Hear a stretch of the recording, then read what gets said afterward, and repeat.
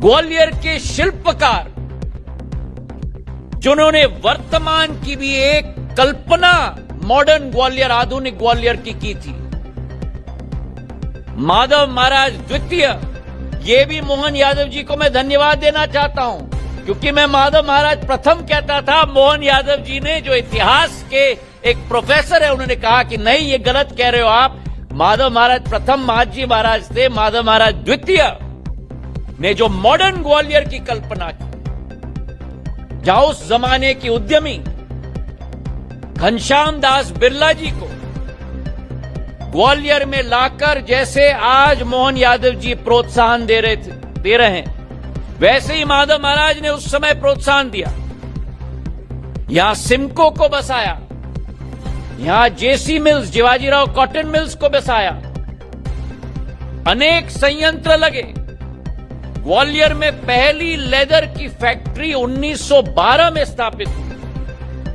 Gwalior potteries, जो पूरे देश में नहीं विश्व में जाना जाता था, जो आज एयरपोर्ट में हमने लगवाया है ग्वालियर की पॉटरीज, वो ग्वालियर पॉटरीज की स्थापना की। पूरे क्षेत्र में अधोसंरचना, उस जमाने में रेल की कोई कल्पना नहीं करता था। ग्वालियर से श्योपुर, ग्वालियर से भिंड, ग्वालियर से शिवपुरी की रेलवे लाइन लगवाई, सड़कों का एक जाल बिछाया, गजराराजे मेडिकल कॉलेज बिछाया, जेएच अस्पताल लगवाया। तो वो जो नींव बनी हुई थी ग्वालियर की, जिसके लिए मेरे आजोबा ने भी, जिवाजीराव महाराज ने जेआरडी टाटा को लाकर, जब एयर इंडिया स्थापित हुआ था 1942 में, और बॉम्बे, दिल्ली, चेन्नई की बात की जाती थी, तब ग्वालियर को कनेक्टिविटी दिलवाई थी जेआरडी टाटा को यहां लाकर, ग्वालियर और मुंबई और ग्वालियर और दिल्ली के साथ। उस जमाने में मोहन यादव जी ये जानते हैं, क्योंकि ग्वालियर की कई बातों तो वो मुझे सिखाते हैं, पर आप सबको नहीं मालूम कि उस जमाने में वाटर बोट आता था ऑस्ट्रेलिया से, इंडोनेशिया से होकर टेकनपुर के झील पे लैंड होता था और यहां से इंग्लैंड तक जाता था। वो ग्वालियर की शान और शौकत होती थी उस जमाने में।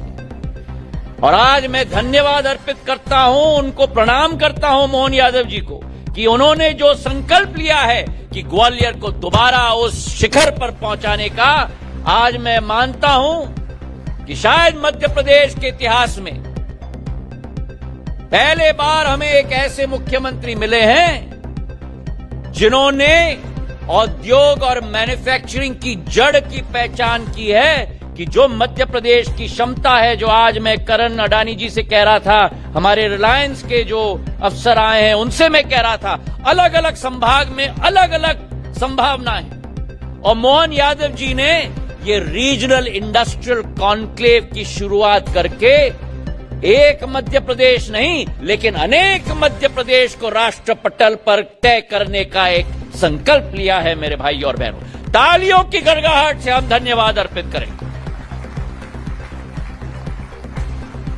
देश के पहले मुख्यमंत्री हैं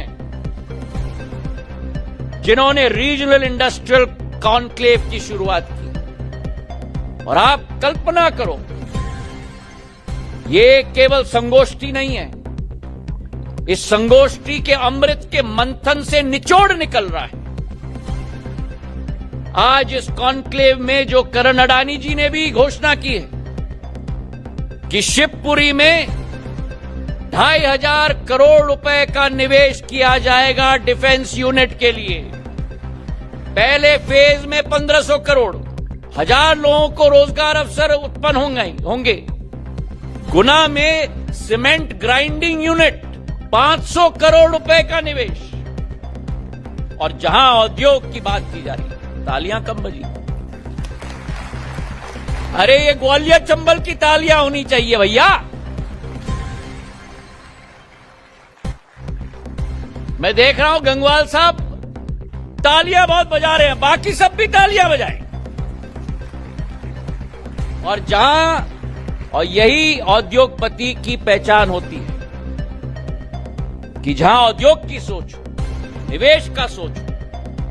वही अडानी ग्रुप ने केवल औद्योग और निवेश का सोच नहीं रखा है, लेकिन हमारी लाडली लक्ष्मी को लखपति दीदी बनाने का भी सोच रखा है, जो बदरवास में हमारी बहनों को, जिनकी जैकेट डॉक्टर मोहन यादव जी ने मुख्यमंत्री जी के रूप में भी पहना है, उनको आज देश में उनका एक एक हाथ का बुना हुआ जैकेट जाता है, पूरे विश्व में जाए, ये संकल्प लेकर भी आगे बढ़े।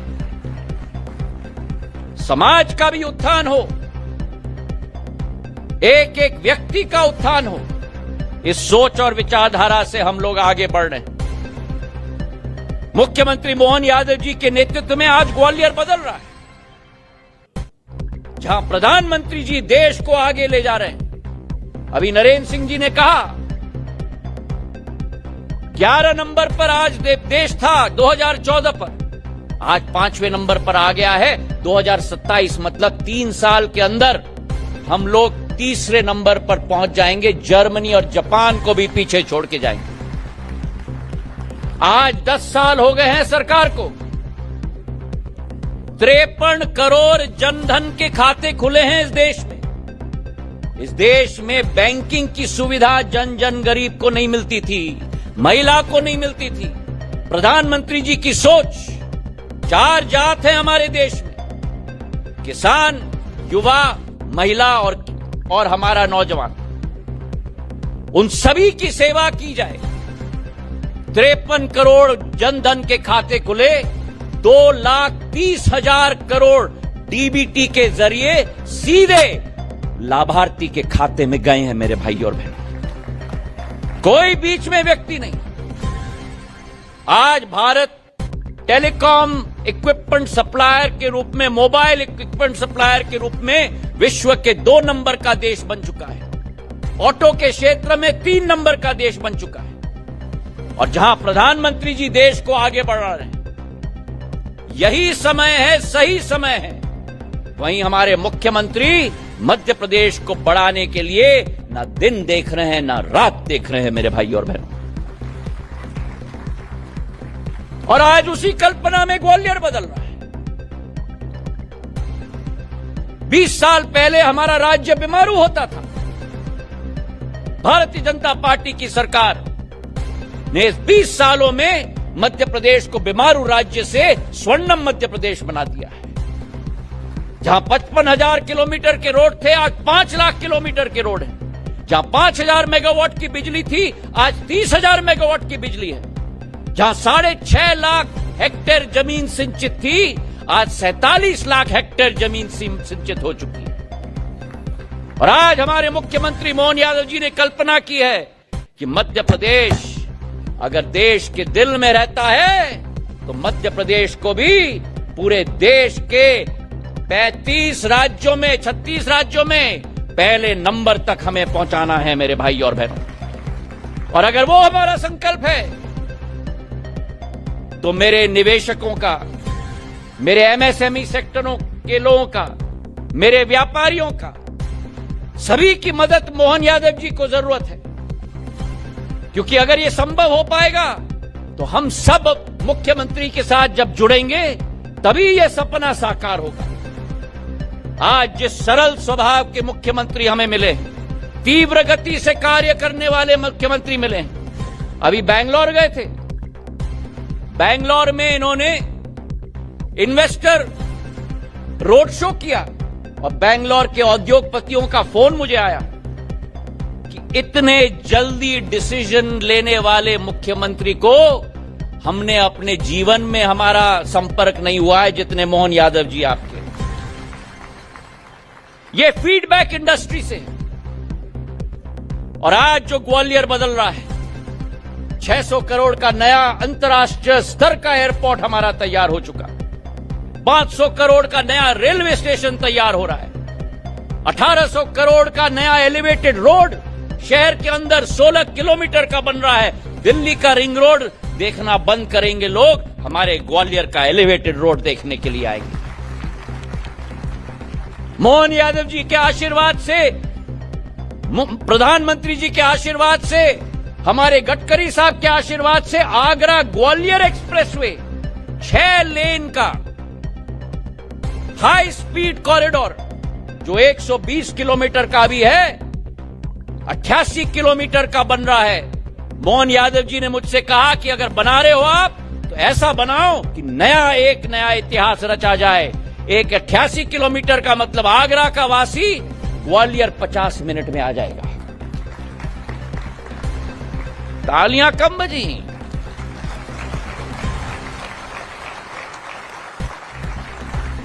छह लेन का कॉरिडोर, ग्वालियर में 1000 बिस्तर का अस्पताल बन गया, मल्टी स्पेशलिटी अस्पताल बन गया।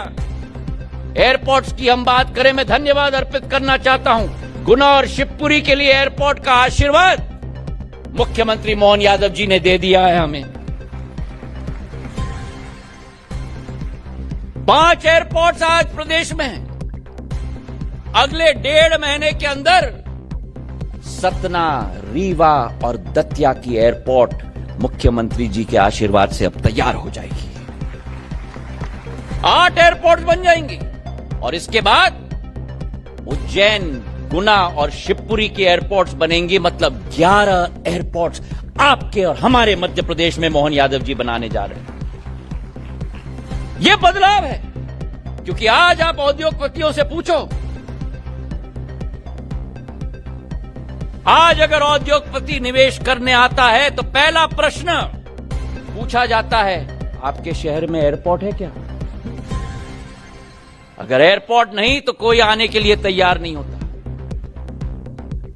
और आज मध्य प्रदेश के इतिहास में ऐसे मुख्यमंत्री हमें मिले हैं जिन्होंने 5 नहीं 5 को 11 करा दिया प्रदेश के अंदर। मेरे भाई और बहनों, तालियों की गड़गड़ाहट लगनी चाहिए।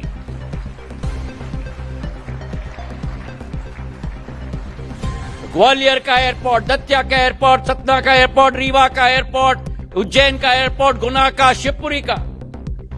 और मैं एक ही निवेदन करना चाहता हूं या 2 निवेदन करना चाहता हूं मुख्यमंत्री जी से, कि ग्वालियर आए हैं, हमारे ही हैं, लेकिन कुछ मांगना तो पड़ेगा ही। सही है कि नहीं? हमारा निवेदन है मुख्यमंत्री महोदय, आपका असीम आशीर्वाद हम सबके ऊपर है, लेकिन ग्वालियर 2 चीज के लिए कई सालों से उम्मीद लगाए हुए रखा है। एक, ग्वालियर में गोले के मंदिर के पास जो सरकारी जमीन है, वहां ग्वालियर के लिए राष्ट्र का कोई भी सबसे बड़ा निजी अस्पताल का केंद्र ग्वालियर में बनना चाहिए। अगर सही है तो तालियों की गड़गड़ाहट से मांग करो। अभी मुख्यमंत्री जी संतुष्ट नहीं हुए। सरला जी, जरा तालियां तो बजाओ मुख्यमंत्री जी के लिए। और दूसरी मांग, मेरे पूज्य पिताजी का सपना था काउंटर मैग्नेट सिटी ग्वालियर बनना चाहिए दिल्ली के लिए, और साड़ा की शुरुआत उन्होंने काउंटर मैग्नेट सिटी के रूप में की थी। उस साड़ा का विकास और प्रगति हो, मेरा विनम्र पूर्वक निवेदन है। अवसर हमारे पास ग्वालियर में और चंबल संभाग में असीम है। हमारा संभाग डिफेंस मैन्युफैक्चरिंग का केंद्र बन सकता है। यूपी का झांसी का कॉरिडोर बन रहा है। अब करण जी के निवेश के आधार पर शिवपुरी भी उसका भाग बन चुका है। श्योपुर में 2 डीआरडीओ के यूनिट 4000 करोड़ के लग रहे हैं। श्योपुर हो, शिवपुरी है जो सटा हुआ है, उसी के साथ मुरैना में भी डिफेंस की इन्वेस्टमेंट हो सकती है। चाहे हम डिफेंस की बात करें, चाहे पर्यटन की बात करें, धार्मिक पर्यटन की बात करो। ग्वालियर में कोटेश्वर का मंदिर, ग्वालियर में अचलेश्वर का मंदिर, मुरैना में शनि मंदिर, भिंड में बंटेश्वर जी का मंदिर, गुना में हनुमान टेकरी जी का मंदिर। एक टूरिस्ट सर्किट हमारा आध्यात्मिक केंद्र का बन सकता है, और वहीं वाइल्ड लाइफ का टूरिज्म सर्किट बन सकता है। कूनो में चीता है, शिवपुरी में अब बाघ आ चुके हैं, पन्ना में बाघ है। एक पूरा टूरिज्म सर्किट पन्ना से, शिवपुरी से, कूनो से रणथंभौर तक एक पूरा वाइल्ड लाइफ टूरिज्म सर्किट हमारा बन सकता है। जहां डिफेंस की पॉसिबिलिटी है, वाइल्ड लाइफ की पॉसिबिलिटी है, ऑटो हब की भी।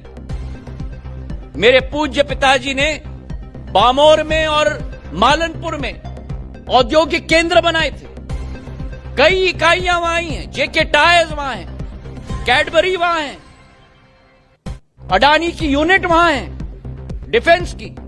वहां ऑटो एंसिलरीज का हब बन सकता है मालनपुर और बामोर में। मेरा आपसे विनम्र पूर्वक अनुरोध है।